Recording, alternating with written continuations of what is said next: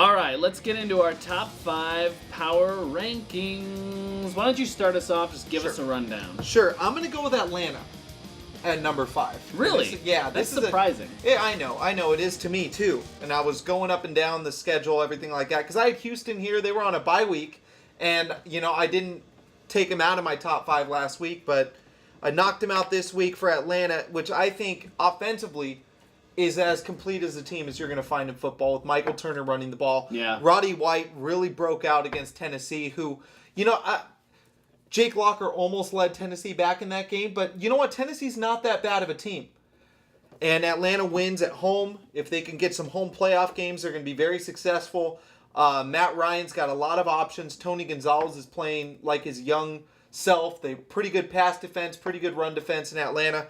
They are number 5. Number 4. Pittsburgh Steelers. This is a team I expect to get one of the first round buys in the AFC. 4, huh? Yes.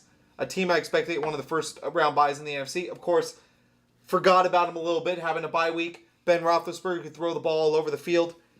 Number 3, New England Patriots. I see if the Patriots play Pittsburgh in the playoffs, I like New England to win that game, regardless of where it is. Mm-hmm. I'm going with New England Patriots as my number 3. Number 2 stays the same, San Francisco Giants. Number 1 stays the same, San Francisco 49ers. Excuse me. And the number 1 is the Green Bay Packers, as always. It's a tough one. I'm just sort of, we got to it and I'm starting to think about it a little bit harder. You're still writing yours down. You're crossing people out and adding people. I'm looking through. This is incomplete work right here. I know. This is what I'm thinking. You're crossing everybody out. It doesn't look like you have anybody in your top 5. This is what I'm thinking. I think I'm going to put the Patriots back at 5. Okay. Same as last week. Were they out of your top 5 before? No, okay. But I think that they should have been out of my top 5 last week, but I had them in there anyway. I think Chicago was a better team. Now Chicago drops off. New England versus the Atlanta Falcons, neutral field. I take New England. We'll talk about the Patriots' schedule when we get over to their game, but I have no doubt they're going to be number 1 in the AFC and have home field throughout the playoffs. That's what I said. The road to the Super Bowl is going to go through New England. Doesn't matter how bad that defense is. And it doesn't matter how many times Bill Belichick puts wide receivers at the nickelback position. Yeah. Edelman.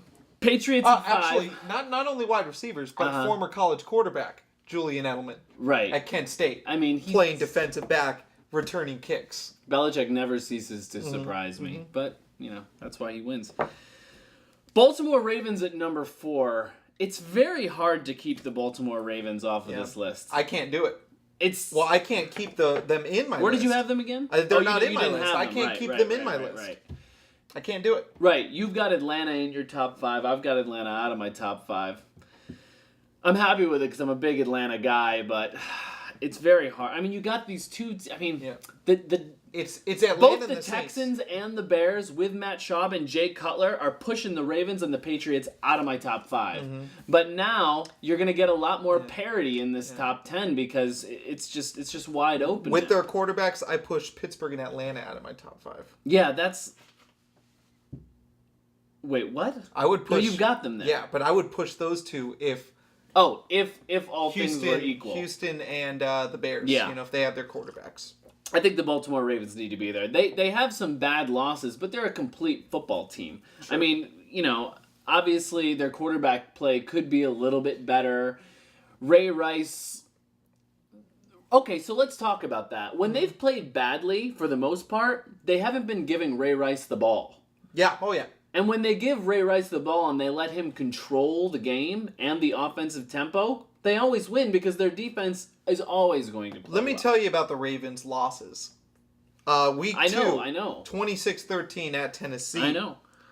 Week, was this 1, 2, 3, 4, 5, 6, 7. 12-7 against Jacksonville. And then a loss at Seattle, 22-17. Unacceptable. It's very unacceptable. It's very unacceptable. What do you say? I mean, but it comes back to this. If you don't give Ray Rice... Wasn't the Seahawks game like that, too? They just didn't give Ray Rice the ball? 5 carries, I believe, in that game. 5 carries, and then their... Couple receptions, couple touches, but 5 carries. Yeah, so But as we saw against the Bengals last weekend, if they give them the ball, they win games because they have. We always said the Ravens had the best defense in the NFL. Now we're starting to reappropriate that title. But I just think that they're one of the top teams in the league. I mean, I'm sorry I keep interrupting you. Please go through that's that what we're top doing. five. We're talking about it. Yeah. Pittsburgh at number 3. They've got a great passing attack and one of the best defenses. What can you say? I mean, if they can get Rashard Mendenhall going consistently for 80 to 100 yards most games, that would be great. I don't think it's going to happen, but it'd be great.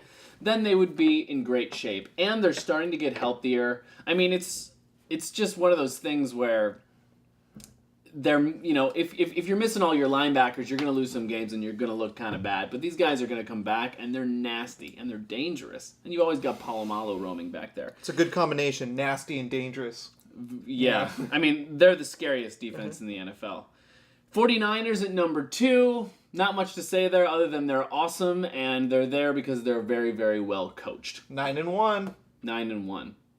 9-1. And next weekend, they could clinch the division with a Seahawks loss and a win. Yeah. Which is semantics. Amazing. They're gonna get it regardless, But to But do it's it, amazing. to do it in week 12. Absolutely. And Green Bay Packers at number 1. I don't want to talk about them. All right. There isn't much to say.